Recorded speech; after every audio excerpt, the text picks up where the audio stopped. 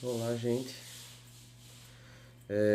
Como eu falei, né? Vou corrigir a lista de atividades sobre motores síncronos.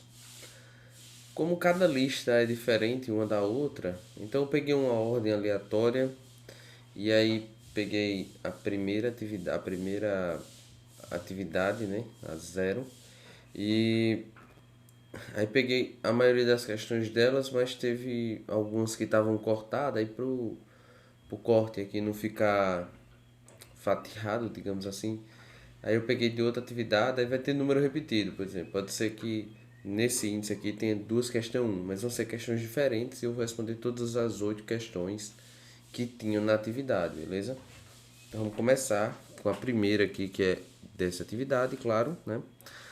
Quais são as características dos motores síncronos? Beleza. Então aqui tem quatro opções. Velocidade constante. Perdão, a pergunta é: não são características dos motores síncronos. Velocidade constante é uma característica. Alta capacidade de torque, beleza, também é uma característica. Alto rendimento é uma característica. Não necessitar de dispositivo de partida, o que diminui seu custo e a necessidade de manutenção. Bom, não é bem assim, né? Ele, dependendo do tipo de motor, ele vai ter um alto custo de manutenção, então, mas aí depende, e que não necessita de dispositivo de partida. Dispositivo de partida normalmente é o enrolamento auxiliar de partida. Então, tal como os motores monofásicos ou os motores trifásicos com o rotor bobinado, que é o caso do motor síncrono, ele precisa sim. Então, marcarei essa daqui. Pronto. Próxima página, coloquei um em cada página. Aí, essa questão, né? Que dessa atividade que eu peguei era a segunda. Qual é a velocidade síncrona de um motor com 10 polos com uma frequência de 50 Hz? Quando a gente estava estudando motores assíncronos, a gente viu essa equação aqui, ó, velocidade do campo magnético girante, velocidade síncrona, é igual a 120 vezes a frequência dividido pelo número de polos. E a gente viu que a velocidade do motor assíncrono era essa velocidade menos o escorregamento. Só que o motor síncrono ele não possui escorregamento. A velocidade do motor síncrono é igual à velocidade do campo magnético girante.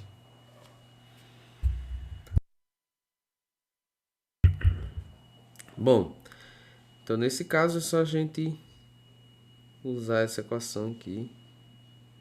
120 vezes 50 dividido por 10. Tá bom? Então, NS vai ser igual a 120 vezes 50. Acho que é 6.000, né? Eu acho que é 6.000 dividido por 10, que daria 600 RPMs. Bom, mesmo assim eu vou conferir aqui, utilizando uma calculadora para não levar ninguém ao erro. 120 vezes 50, 6.000. Tá correto. Então, deixa eu ver aqui. Então seria esse item aqui o correto. Então, para a próxima. Com relação às vantagens das máquinas síncronas, assinala a alternativa correta. Então, procurar a correta. É possível ajustar a componente reativa da corrente solicitada pela rede variando a corrente CC que vai para o rotor. E dessa forma controlar o fator de potência. Perfeito. É exatamente isso que acontece, né? Eu falei várias vezes, o motor síncrono, ele você consegue ter um controle melhor do fator de potência dele. E como é que isso acontece? Basicamente variando a corrente que a gente fornece ao rotor dele, tá bom? Então, a depender dessa corrente, você vai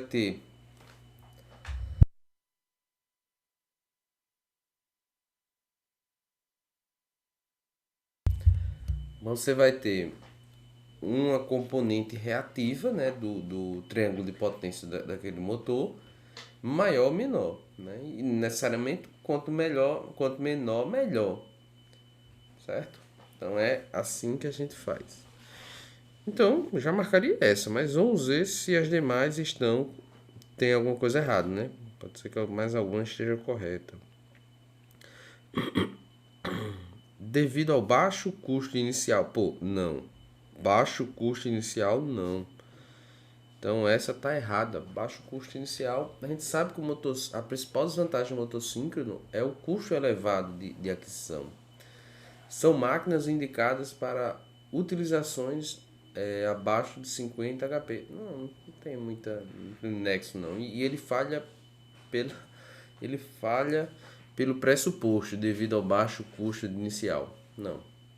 Ele tem um baixo custo, né, ao decorrer do tempo, principalmente devido ao fator de potência, enfim. Apesar de terem uma alta capacidade de torque, beleza, essas máquinas não têm estabilidade. Pô, pera aí. Não tem estabilidade? Não é bem assim. O que dificulta a sua aplicação em diversas áreas. Não, né? É uma máquina estável, certo? É uma máquina muito estável. Tem tem um processo de partida que é mais complexo do que um motor trifásico com gaiolas de esquilo, mas não, nem por isso ele não é estável. Então, pelo contrário, ele é muito estável, né? A gente tira pela velocidade dele, que é extremamente estável. Então, falso. São máquinas, né? Os motores síncronos são máquinas excelentes para trabalhos que exigem variação de velocidade. Não, não. São máquinas específicas, né? Tudo bem. Se você tiver uma aplicação que necessita de uma variação de velocidade, perfeito, tá bom? Mas ele tem uma complicação, ele tem um pontozinho que você tem que ter atenção na hora de variar a velocidade dele, que é a questão da corrente do rotor, né? Porque você vai desestabilizar o equilíbrio, digamos assim. Então tem que acompanhar, né, a variação. Mas enfim, tirando isso, ele disse que são máquinas excelentes para trabalho que exigem variações de velocidade. Bom, não por quê? Primeiro, porque ele tem esse fato que dá uma complexidade a mais à variação de velocidade, sendo que o motor gaiola de esquilo com um rotor, o motor trifásico com rotor gaiola de esquilo é muito mais excelente nessas aplicações. Um motor de passo, enfim. Outros motores que têm um controle de velocidade melhor, o motor CC é mais recomendado. Eu tô com a letra A. Vamos para a próxima. Julguem os itens a seguir e marque para verdadeiro como F e falso como F. Bom,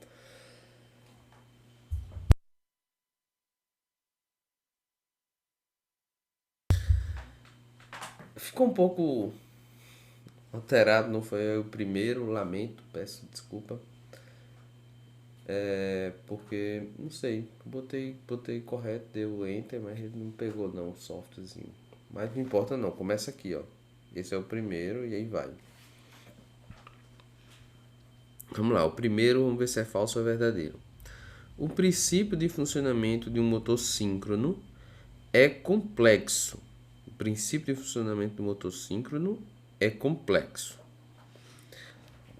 Bom, existem motores que têm um princípio de funcionamento mais simples? Existem. É complexo. Também não, mas vamos seguir. Vamos deixar em suspensão essa parte, certo? Pois, diferente dos motores de indução e dos motores CC, ele é composto por um estator que gira impulsionado pela força magnética do rotor. Não, né? Tanto no motor de indução, que são os assíncronos, quanto nos motores CC, o que gira é o rotor, tá bom? Existem motores que, porventura, o estator girem.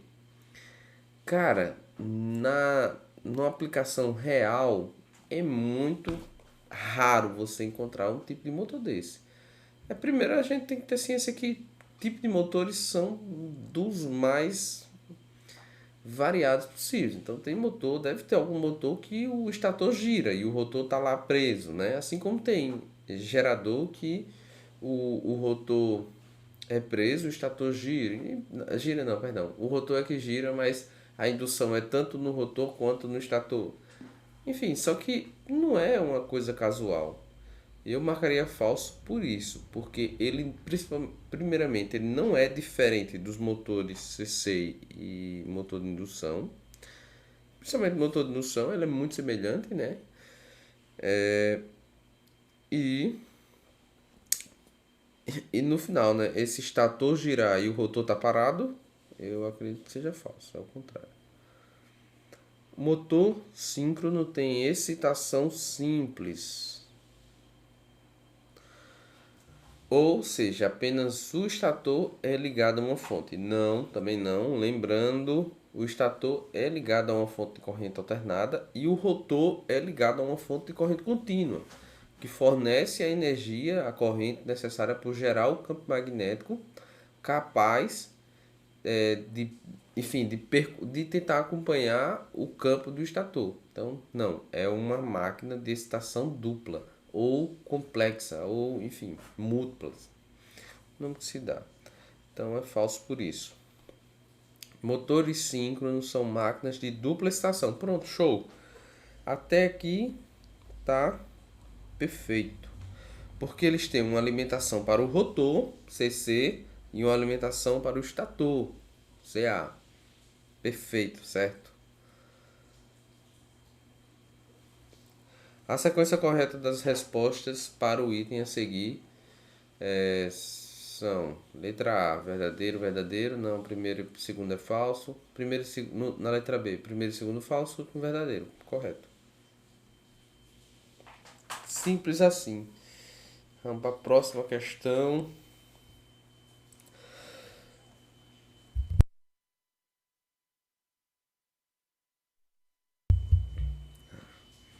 Das características listadas a seguir, qual delas é exclusiva dos motores síncronos, né? Exclusiva dos motores síncronos. Tem preço menor? Não. A gente já viu que está errado. São menos volumosos e têm menor peso, em média 4 vezes? Não. Normalmente eles são até maiores. Por quê? Porque a excitação dupla, que foi da questão anterior, normalmente é feito por um dimmer, que é um gerador de corrente CC, que alimenta o rotor. Então, um geradorzinho pequeno está acoplado ao eixo, que gira quando o motor está girando, e alimenta o rotor. Então, assim, não é o fato que ele é menos volumoso. Acho que ele é mais volumoso e deve ser mais pesado, por isso também, para uma mesma potência.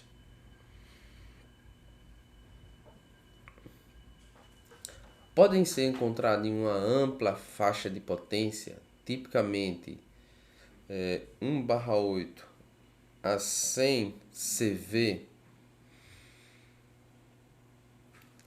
Bom, essa é uma pegadinha. Mas vamos para a próxima, para depois eu explicar essa. Correção do fator de potência. Isso a gente sabe, né? Fácil. Você podia ficar na dúvida, mas correção do fator de potência você tem certeza. Foi muito trabalhado em sala. Podem ser encontrados em uma ampla faixa de potência? Podem. Tipicamente de 1/8 a 500 cavalos? Não. Eu acho que essa faixa é inclusive maior, tá bom?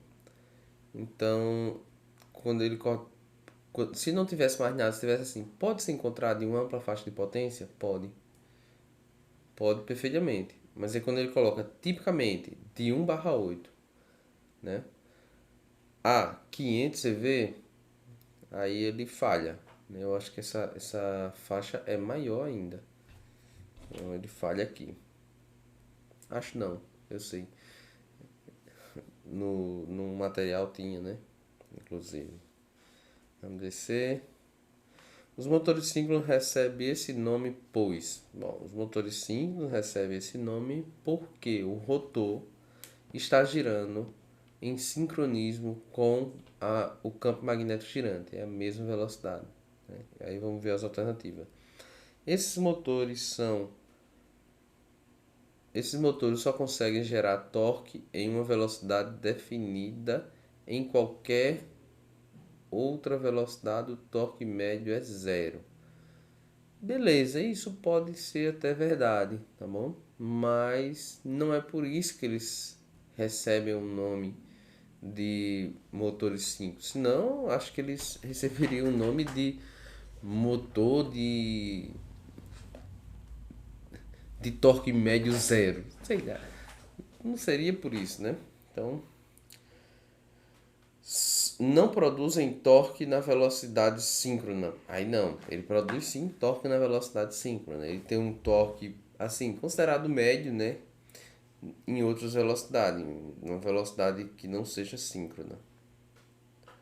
Por serem máquinas capazes de trabalhar em sincronismo com o campo magnético produzido pelo estator. Perfeito. O rotor está girando em sincronismo. Eu acho que é a letra C. Por causa do ruído característico desses motores tem ao atingir uma velocidade de 5. Não, eles são silenciosos também. Então, claro, tem o seu barulho, mas não é um barulho como, por exemplo, um motor de fase dividida, que tem um barulho e um ruído. Então, não. Pronto. Mais uma. Assinala a alternativa incorreta. Motores síncronos têm uma estrutura muito diferente dos outros motores, pois não utilizam o sistema rotor e estator. Falso, a gente já viu isso. Motores síncronos sempre necessitam de mecanismo de partida que impulsiona o rotor até a velocidade síncrona para que ele entre em operação. Motores síncronos sempre necessitam de um mecanismo de partida que impulsiona até a velocidade de operação. Essa aqui eu acho que é verdade, né? Porque está tudo correto.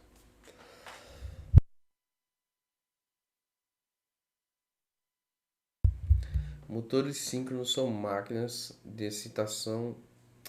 Ah, gente, ele quer a incorreta, então, peraí. Motores síncronos são máquinas de excitação dupla.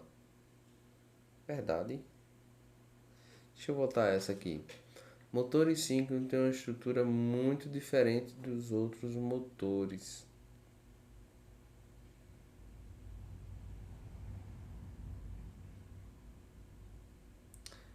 Pois não utilizam um sistema de rotor e de estator. Acho que essa aqui também está errada. Acho que seriam essas duas. Significa que provavelmente eu vou ter que corrigir. Aliás, se não tiver as duas, e eu acho que não, porque tem ali assinale a alternativa incorreta, vou ter que corrigir. Quem acertou eu vou deixar, quem errou e tiver acertado uma das duas, aí eu coloco, adiciono. Bom, deixa eu ver aqui, deixa eu só revisar. Os motores síncronos têm uma estrutura muito diferente dos outros motores, pois não utilizam um sistema de rotor e distrator. Falso. Motores elétricos são estudados desde o início do século XXI, não, né?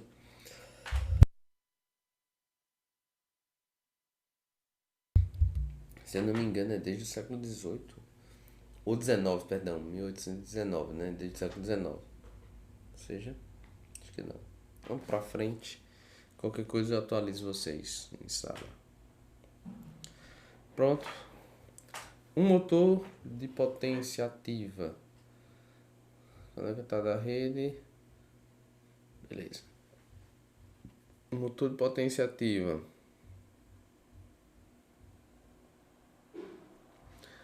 Ligado a uma tensão.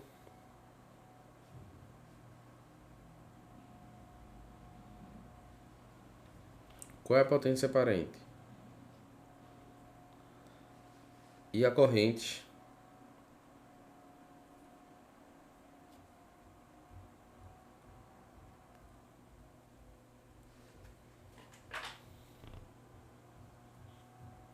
Esse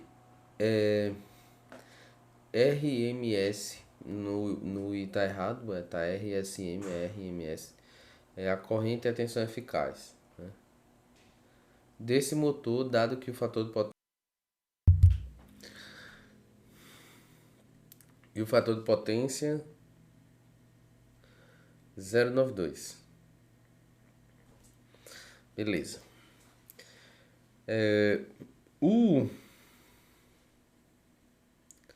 O cálculo da potência ativa, ele pode ser calculado como S vezes I, só que não temos o I, né?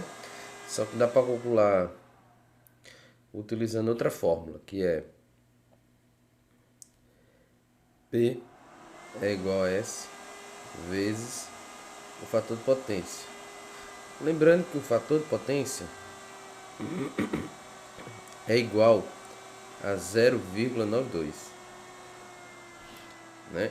Aliás, e também é igual ao cosseno do ângulo entre a potência aparente e a potência ativa no triângulo de potência, né? Então vamos lá. P, que é 1000, vai ser igual a S vezes 0,92. Dessa forma, o S vai ser 1000 dividido por 0,92.